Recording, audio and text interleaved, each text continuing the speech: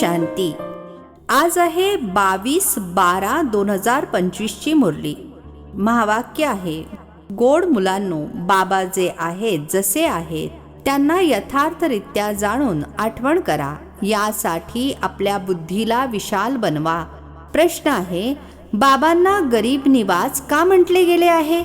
उत्तर आहे, कारण यावेळी जेव्हा सारी दुनिया गरीब अर्थात दुःखी बनली आहे तेव्हा सर्वांना दुःखातून सोडविण्याकरिता बाबा आलेले आहेत. बाकी कोणावर दया येऊन कपडे देणे, पैसे देणे ही काही नवलाची गोष्ट नाहीये. याने काही ते श्रीमंत बनत नाहीत. मी या भिल्लांना पैसे देऊन स्वतःला गरीब निवाज म्हणून घेणार असे काही नाही आहे. मी तर गरीब अर्थात पतितांना, ज्यांना ज्ञान नाहीये त्यांना ज्ञान देऊन पावन बनवतो. गीत आहे, यही बहार है दुनिया को भूल जाने की. ओम शांती. गोड गोड मुलांनी गाणे ऐकले. मुले जाणतात, गाणे तर दुनियावी मनुष्यांनी गायले आहे. शब्द तर खूप सुंदर आहेत. या जुन्या दुनियेला विसरायचे आहे. यापूर्वी असे समजत नव्हतो. कलियुगी लोकांच्याही लक्षात येत नाही की नवीन दुनियेमध्ये जायचे असेल तर जुन्या दुनियेला विसरावे लागेल. एवढे जरूर समजतात की जुन्या दुनियेला सोडायचे आहे, परंतु ते समजतात अजून खूप वेळ बाकी आहे. नवीन सो जुनी होईल हे तर समजतात, परंतु इतका प्रदीर्घ काळ सांगितल्याने विसरले आहेत. तुम्हाला आता स्मृती दिली जाते. आता नवीन दुनिया स्थापन होत आहे, त्यामुळे जुन्या दुनियेला विसरायचे आहे. विसरल्याने काय होईल? आपण हे शरीर सोडून नवीन दुनियेमध्ये जाऊ, परंतु अज्ञान काळामध्ये अशा गोष्टींच्या अर्थावर कोणाचे लक्ष जात नाही. ज्या प्रकारे बाबा समजावून सांगतात असे कोणीही समजावून सांगणारा नाहीये. तुम्ही याच्या अर्थाला समजू शकता हे देखील मुले जाणतात. बाबा आहेत खूप साधारण, अनन्य, चांगली चांगली मुलेसुद्धा पूर्णपणे समजू शकत नाहीत. विसरून जातात की यांच्यामध्ये अर्थात ब्रह्मा बाबांमध्ये शिवबाबा येतात. कोणतेही डायरेक्शन देतात तर समजत नाहीत की हे शिवबाबांनी दिलेले डायरेक्शन आहे. शिवबाबांना संपूर्ण दिवस जसे काही विसरूनच गेले आहेत. पूर्णपणे न समजल्या कारणाने ते काम करत नाहीत. माया आठवण करू देत नाही. ती आठवण स्थायी राहत नाही. मेहनत करता करता अखेरीला ती अवस्था शेवटी जरूर होणार आहे. असा कोणीही नाही जो यावेळी कर्मातीत अवस्थेला प्राप्त करेल. बाबा जे आहेत जसे आहेत त्यांना जाणण्यासाठी बुद्धिमत्ता पाहिजे. तुम्हाला विचारतील, बाप दादा गरम कपडे घालतात का? म्हणतील, दोघांनीही घातले आहे. शिवबाबा म्हणतील, मी थोडेच गरम कपडे घालेन, मला थंडी वाजत नाही. हो, ज्यांच्यामध्ये प्रवेश केला आहे त्यांना थंडी वाजेल. मला तर ना भूक ना तहान काहीच लागत नाही. मी तर निर्लेप आहे. सेवा करत असताना देखील या सर्व गोष्टींपासून न्यारा आहे. मी खात पीत नाही. जसे एक साधू सुद्धा म्हणत होता ना, मी ना खातो ना पितो. त्यांनी मग आर्टिफिशियल वेश धारण केला आहे. देवतांची देखील नावे अनेकांनी स्वतःला ठेवली आहेत. इतर कोणत्या धर्मामध्ये देवी देवता बनत नाहीत. इथे कितीतरी मंदिरे आहेत. बाहेर अर्थात परदेशात तर एका शिवबाबांनाच मानतात. बुद्धी देखील म्हणते फादर तर एक असतो. फादरकडूनच वारसा मिळतो. तुम्हा मुलांच्या बुद्धीमध्ये आहे. कल्पाच्या या पुरुषोत्तम संगमयुगावरच बाबांकडून वारसा मिळतो. जेव्हा आपण सुखधाममध्ये जातो तेव्हा बाकी सर्व शांतीधाममध्ये राहतात. तुमच्यातही ही जाणीव नंबरवार आहे. जर ज्ञानाच्या विचारांमध्ये राहिले तर त्यांचे शब्दच तसे निघतील. तुम्ही रूप बसंत आहात. बाबांद्वारे तुम्ही रूप देखील आहात आणि बसंत सुद्धा आहात. दुनियेमध्ये इतर कोणीही म्हणू शकणार नाही की आम्ही रूप बसंत आहोत. तुम्ही आता शिकत आहात. शेवटपर्यंत नंबरवार पुरुषार्थानुसार शिकाल. शिवबाबा आम्हा आत्म्यांचे पिता आहेत ना. हे देखील मनाला भावते तर खरे ना? भक्ती मार्गामध्ये थोडेच मनाला भावते. इथे तुम्ही सन्मुख बसले आहात. तुम्ही समजता बाबा पुन्हा यावेळीच येतील. त्यानंतर इतर कोणत्याही वेळी बाबांना येण्याची गरजच नाही. सतयुगापासून त्रेतापर्यंत यायचे नाहीये. द्वापर पासून कलयुगापर्यंत सुद्धा यायचे नाहीये. ते येतातच कल्पाच्या संगम युगावर. बाबा आहेतच गरीब निवाज, अर्थात सर्व दुनिया जी दुःखी गरीब होते त्यांचे पिता आहेत. यांच्या मनात काय असेल? मी गरीब निवाज आहे. सर्वांचे दुःख अथवा गरिबी नाहीशी व्हावी, ती तर ज्ञानाशिवाय कमी होऊ शकणार नाही. बाकी कपडे इत्यादी दिल्याने काही कोणी श्रीमंत तर बनणार नाही ना. फार फार तर गरिबाला पाहून वाटेल की याला कपडे द्यावे, कारण आठवते ना मी गरीब निवाज आहे. त्याचसोबत हे देखील समजावून सांगतो, मी गरीब निवाज काही या भिल्लांसाठीच नाहीये. मी गरीब निवाज आहे जे अगदीच पतित आहेत, त्यांना पावन बनवतो. मी आहेच पतित पावन, तर विचार चालतो मी गरीब निवाज आहे, परंतु पैसे इत्यादी कसे देऊ? पैसे इत्यादी देणारे तर दुनियेमध्ये पुष्कळ आहेत. अनेक फंड्स काढतात, जे मग अनाथाश्रमामध्ये पाठवतात. जाणतात अनाथ असतात, अर्थात ज्यांना नाथ नाही. अनाथ अर्थात गरीब. तुमचा देखील नाथ नव्हता, अर्थात पिता नव्हता. तुम्ही गरीब होता, ज्ञान नव्हते. जे रूप बसंत नाहीत ते गरीब अनाथ आहेत. जे रूप बसंत आहेत त्यांना सनाथ म्हटले जाते. सनाथ श्रीमंताला आणि अनाथ गरीबाला म्हटले जाते. तुमच्या बुद्धीमध्ये आहे आता सर्व गरीब आहेत, काहीतरी त्यांना द्यावे. बाबा गरीब निवाज आहेत तर म्हणतील यांना अशा गोष्टी द्याव्या ज्यामुळे कायमसाठी श्रीमंत बनतील. बाकी हे कपडे इत्यादी देणे तर कॉमन गोष्ट आहे. त्यामध्ये आपण का पडावे? आपण तर त्यांना अनाथाचे सनाथ बनवावे. भले कितीही कोणी पदमपती आहे, परंतु तो देखील सर्व अल्पकाळासाठी आहे. ही आहेच अनाथांची दुनिया. जरी पैसेवाले आहेत ते सुद्धा अल्पकाळासाठी. तिथे आहेत सदैव सनाथ. तिथे अशी कर्म कुटत नाहीत, अर्थात केलेल्या कर्माचा पश्चाताप करत नाहीत. इथे किती गरीब आहेत. ज्यांच्याकडे धन आहे त्यांना तर आपला स्वतःचा नशा चढलेला असतो की आम्ही स्वर्गामध्ये आहोत, परंतु खरे तर नाही आहेत. हे तुम्हीच जाणता. यावेळी कोणीही मनुष्य सनाथ नाही आहेत. सर्वजण अनाथ आहेत. हे पैसे इत्यादी तर सर्व मातीमोल होणार आहे. मनुष्य समजतात आमच्याकडे इतके धन आहे जे मुले नातवंडे खात राहतील, परंपरा चालत राहील, परंतु असे चालणार नाहीये. हे तर सर्व विनाश होईल. म्हणून तुम्हाला या सर्व जुन्या दुनियेपासून वैराग्य आहे. तुम्ही जाणता नवीन दुनियेला स्वर्ग, जुन्या दुनियेला नरक म्हटले जाते. आम्हाला बाबा नवीन दुनियेसाठी श्रीमंत बनवत आहे. ही जुनी दुनिया तर नष्ट होणार आहे. बाबा किती श्रीमंत बनवतात. हे लक्ष्मी नारायण इतके श्रीमंत कसे बनले? काय कोणत्या सावकाराकडून वारसा मिळाला का युद्ध केले? जसे बाकीचे राजसिंहासन मिळवतात तर असे राजसिंहासन मिळवले काय? की कर्मानुसार हे धन मिळाले?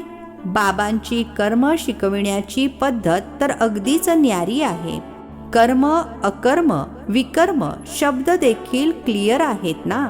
शास्त्रांमध्ये काही शब्द आहेत. पिठामध्ये मिठा इतके उरतात. कुठे इतके करोडो मनुष्य, बाकी 9 लाख उरतात. 1/4 सुद्धा नाही. म्हणून याला म्हटले जाते पिठात मीठ. सारी दुनिया नष्ट होते. फार थोडे संगम युगामध्ये राहतात. कोणी अगोदरच शरीर सोडून जातात. ते मग रिसीव करतील. जसे एक मुलगी फार छोटी होती, चांगली होती, तर जन्म खूप चांगल्या घरामध्ये घेतला असेल. नंबरवार सुखामध्येच जन्म घेतात. तेच तर सुख बघणार आहेत. थोडेसे दुःख सुद्धा बघायचे आहे. कर्मातीत अवस्था तर कोणाची झालेली नाहीये. मोठ्या सुखवस्तू घरामध्ये जाऊन जन्म घेतील. असे समजू नका. इथे काही सुखवस्तू घर नाहीये. अनेक परिवार इतके चांगले असतात, काही विचारू नका. बाबांनी पाहिलेले आहे.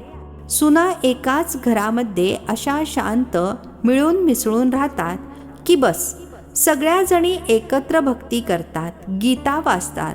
बाबांनी विचारले, इतक्या सर्वजणी एकत्र राहतात, भांडणे होत नाहीत? म्हणतात, आमच्याकडे तर स्वर्ग आहे, आम्ही सगळे एकत्र राहतो, कधी भांडण तंटा करत नाही, शांतीने राहतो. म्हणतात, इथे तर जसा स्वर्ग आहे तर जरूर स्वर्ग भूतकाळात होऊन गेला आहे, तेव्हाच तर बोलण्यात येते ना की इथे तर जसा स्वर्ग अवतरित झाला आहे. परंतु इथे तर अनेकांचा स्वभाव स्वर्गवासी होण्याचा दिसून येत नाही. दास दासी सुद्धा तर बनणार आहेत ना. ही राजधानी स्थापन होत आहे. बाकी जे ब्राह्मण बनतात ते दैवी घराण्यामध्ये येणार आहेत, परंतु नंबरवार आहेत. कोणी तर खूप गोड असतात, सर्वांवर प्रेम करत राहतील, कधी कोणावर रागावणार नाहीत. रागावल्याने दुःख होते. जे मनसा वाचा कर्मणा कोणालाही दुःखच देत राहतात त्यांना म्हटले जाते दुःखी आत्मा. जसे पुण्य आत्मा, पाप आत्मा म्हणतात ना, शरीराचे नाव घेतात का? वास्तविक आत्माच बनते. सगळेच पाप आत्मे काही एकसारखे असत नाहीत, पुण्य आत्मा देखील सगळे एकसारखे असत नाहीत. नंबरवार पुरुषार्थानुसार असतात. स्टुडंट स्वतः समजत असतील ना की आपले चारित्र्य, आपली अवस्था कशी आहे, आपण कसे चालतो, सर्वांशी गोड बोलतो का? कोणी काही म्हटले तर आपण उलटसुलट उत्तर तर देत नाही ना. बाबांना कितीतरी मुले म्हणतात, मुलांवर राग येतो. बाबा म्हणतात, शक्य तितके प्रेमाने वागा, निर्मोही देखील बनायला हवे. हे तर तुम्ही मुले समजता, आम्हाला असे लक्ष्मीनारायण बनायचे आहे. एम ऑब्जेक्ट समोर उभे आहे. किती उच्च एम ऑब्जेक्ट आहे. शिकवणारे देखील हायेस्ट अर्थात सर्वोच्च आहेत ना. श्रीकृष्णाची महिमा किती गातात. सर्व गुणसंपन्न, 16 कला संपूर्ण. आता तुम्ही मुले जाणता, आम्ही तसे बनत आहोत. तुम्ही इथे आलाच आहात हे बनण्यासाठी. तुमची ही खरी सत्यनारायणाची कथा आहेच मुळी नरापासून नारायण बनण्याची. अमर कथा आहे अमरपुरीला जाण्याची. कोणी संन्यासी इत्यादी या गोष्टींना जाणत नाहीत. कोणत्याही मनुष्य मात्राला ज्ञानाचा सागर किंवा पतित पावन म्हणणार नाही. जेव्हा की सारी सृष्टीच पतित आहे तर आपण पतित पावन कोणाला म्हणावे? इथे कोणीही पुण्य आत्मा असू शकत नाही. बाबा समजावून सांगतात, ही दुनिया पतित आहे. श्रीकृष्ण आहे अव्वल नंबर, त्यांना देखील भगवान म्हणू शकत नाही. जन्म मरण रहित एकच निराकार बाबा आहेत. गायले जाते शिव परमात्माय नमः. ब्रह्मा विष्णू शंकराला देवता म्हणून मग शिवाला परमात्मा म्हणतात. तर शिव सर्वात उच्च झाले ना, ते आहेत सर्वांचे पिता. वारसा देखील बाबांकडून मिळणार आहे. सर्वव्यापी म्हटल्याने वारसा मिळत नाही. बाबा स्वर्गाची स्थापना करणारे आहेत तर जरूर स्वर्गाचाच वारसा देतील. हे लक्ष्मीनारायण आहेत नंबर 1. शिक्षणाद्वारे हे पद प्राप्त केले. भारताचा प्राचीन योग का नाही प्रसिद्ध होणार? ज्याने मनुष्य विश्वाचा मालक बनतात त्याला म्हणतात सहज योग.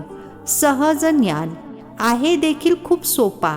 एकाच जन्मातील पुरुषार्थाने केवढी प्राप्ती होते. भक्ती मार्गामध्ये तर जन्मोजन्मी खस्ता खात आले, मिळत तर काहीच नाही. हे तर एकाच जन्मामध्ये मिळते म्हणून सहज म्हटले जाते. सेकंदामध्ये जीवनमुक्ती म्हटले जाते. आजकाल तर बघा कसले कसले शोध लावत राहतात. विज्ञान देखील एक आश्चर्य आहे.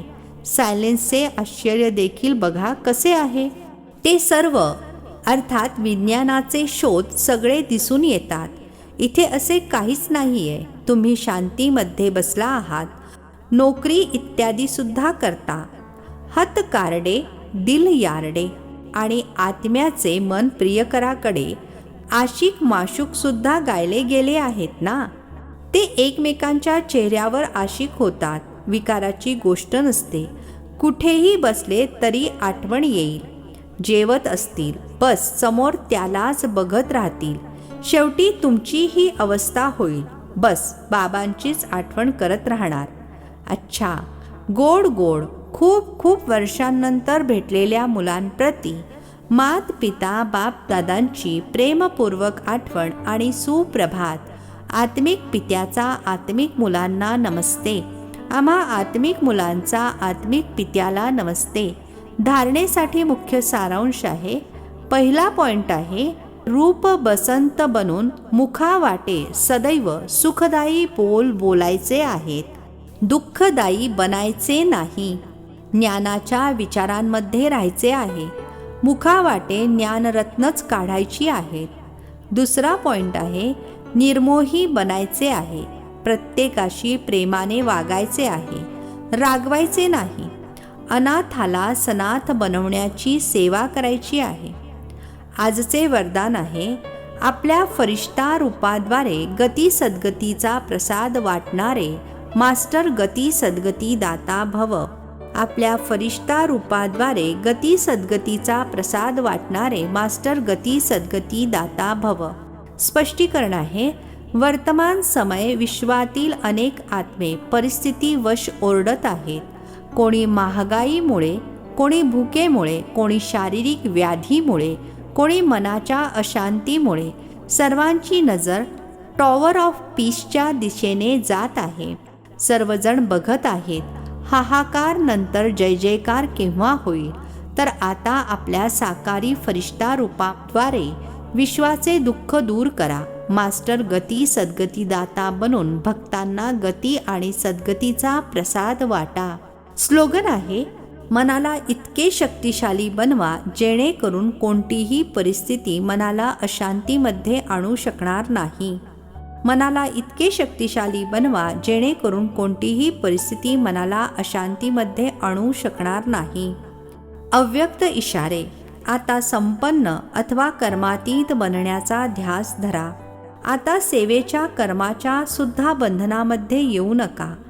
आमचे स्थान, आमची सेवा, आमचे विद्यार्थी, आमचे सहयोगी आत्मे हे देखील सेवेच्या कर्माचे बंधन आहे.